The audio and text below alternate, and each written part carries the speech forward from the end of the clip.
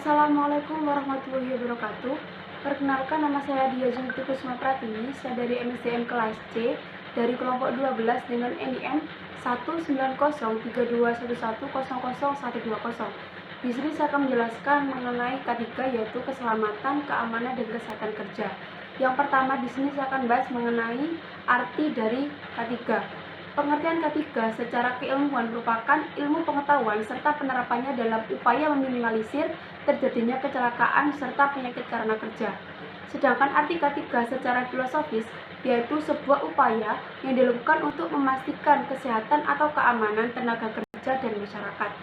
Keamanan, kesehatan, dan keselamatan kerja atau bisa disebut juga dengan K3 merupakan suatu hal yang penting dan wajib diterapkan di semua perusahaan.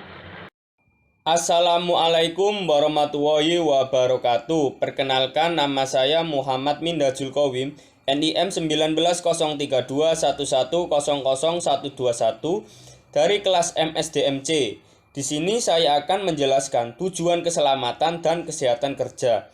Oke, tujuan utama pelaksanaan K3 yaitu menciptakan lingkungan kerja yang aman dengan menilai secara kualitatif serta kuantitatif.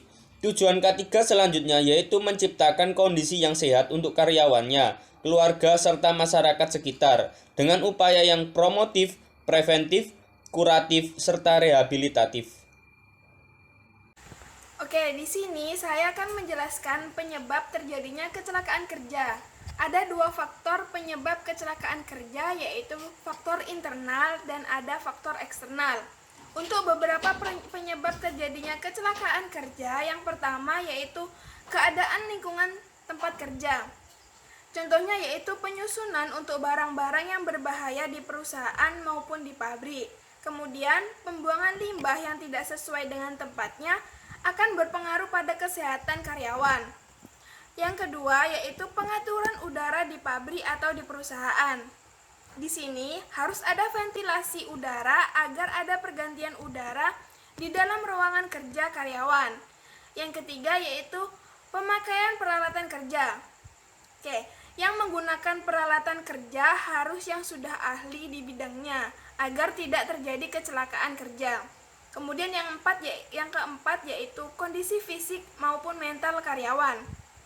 Gangguan fisik ataupun mental pada karyawan akan mempengaruhi kinerja dari karyawan tersebut. Kemudian hal tersebut akan menjadi karyawannya menjadi teledor dan berakibat kecelakaan kerja. Selanjutnya adalah faktor yang mempengaruhi adanya kecelakaan kerja. Ada beberapa faktor yang mempengaruhinya. Yang pertama itu kebersihan karyawan maupun lingkungan dari perusahaan. Yang kedua air minum dan kesehatan dari karyawan. Yang ketiga urusan rumah tangga dari pekerja.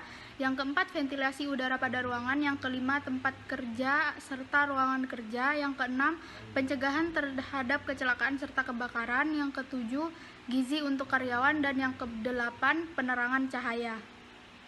Assalamualaikum warahmatullahi wabarakatuh. Perkenalkan, nama saya Nisa 6159 dari angkatan 2018. Di sini saya akan menjelaskan mengenai kebijakan keselamatan dan kesehatan kerja.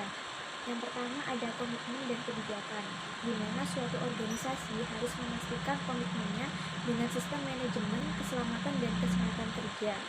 Kemudian yang kedua ada planning, di mana suatu organisasi harus merumuskan perencanaan atau sasaran program untuk mendukung kebijakan ketiganya.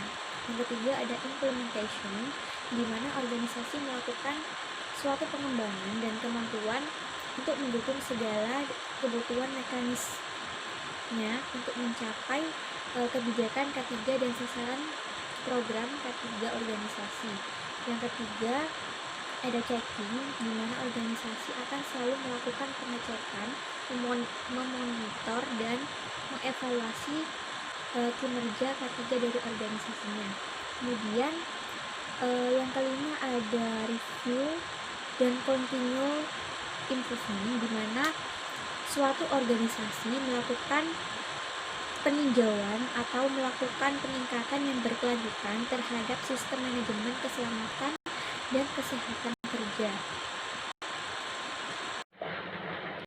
Selanjutnya yaitu mengenai dasar hukum kebijakan keselamatan dan kesehatan kerja. Yang pertama yaitu ada Undang-Undang Nomor 1 Tahun 1970 tentang keselamatan kerja yang memuat ketentuan-ketentuan pokok mengenai penerapan dan pelaksanaan syarat-syarat K3. Nah, syarat-syarat K3 itu diantaranya yaitu tersedia sebagai informasi terdokumentasi, yang kedua dikomunikasikan ke seluruh organisasi, yang ketiga yaitu tersedia untuk pihak-pihak yang terkait apabila relevan dan sesuai. Yang kedua yaitu Peraturan Pemerintah Republik Indonesia Nomor 50 Tahun 2012 mengenai penerapan sistem manajemen keselamatan dan kesehatan kerja. Dalam pasal 5 ayat 1 dan ayat 2 menyatakan bahwasanya setiap perusahaan itu wajib menerapkan SMK 3 bagi perusahaan. Yang ketiga yaitu ada Permenaker Nomor 5 Tahun 1996 tentang sistem manajemen keselamatan dan kesehatan kerja atau SMK 3. Dengan sistem manajemen keselamatan dan kesehatan kerja atau disingkat dengan SMK 3, organisasi itu dapat mengelola keselamatan dan kesehatan kerja dengan mengontrol setiap kegiatan bisnis organisasi.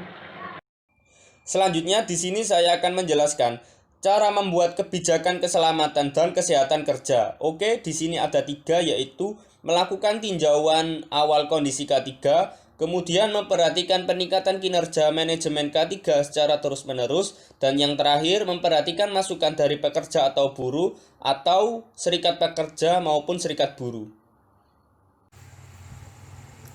Untuk sistem manajemen keselamatan dan kesehatan kerja. Sistem manajemen keselamatan dan kesehatan kerja merupakan sistem perlindungan untuk tenaga kerja agar meminimalisir dari resiko kerugian moral atau material, keselamatan manusia maupun lingkungan yang akan mendukung peningkatan kerja yang baik.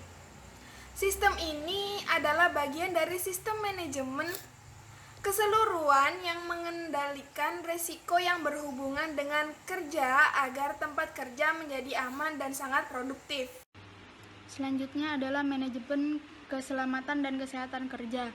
Di dalam manajemen keselamatan dan kesehatan kerja ada perencanaan. Yang pertama perencanaan identifikasi bahaya, penilaian dan pengendalian resiko dari kegiatan, produk, barang, dan jasa. Yang kedua pemenuhan akan peraturan perundangan dan persyaratan lainnya kemudian memberlakukan kepada seluruh pekerja. Yang ketiga menetapkan sasaran dan tujuan dari kebijakan K3.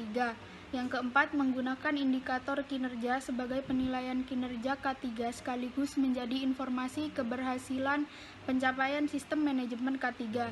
Yang kelima, menetapkan sistem pertanggungjawaban dan saran untuk pencapaian kebijakan K3. Lalu yang keenam, keberhasilan penerapan dan pelaksanaan sistem manajemen K3 memerlukan suatu proses perencanaan yang efektif dengan hasil keluaran atau output yang terdefinisi dengan baik serta dapat diukur. Selanjutnya yaitu penerapan, di mana suatu tempat kerja dalam menerapkan kebijakan ketiganya harus dapat mengintegrasikan sistem manajemen perusahaan yang sudah ada. Dalam tahap penerapan terdapat hal-hal yang perlu diperhatikan, yaitu yang pertama ada jaminan kemampuan, yang kedua ada dukungan tindakan, dan yang ketiga ada identifikasi sumber bahaya dan pengendalian resiko. Selanjutnya yaitu mengenai pengukuran dan evaluasi inspeksi keselamatan dan kesehatan kerja. Nah, evaluasi dilakukan itu untuk mengetahui keefektifan implementasi komitmen manajemen yang dituangkan dalam kebijakan perusahaan dengan inspeksi secara rutin ke area kerja dan pemeriksaan dokumen-dokumen hasil inspeksi keselamatan dan kesehatan kerja di lapangan, serta pelaporan hasil evaluasi tersebut itu dilakukan secara periodik kepada pihak manajemen.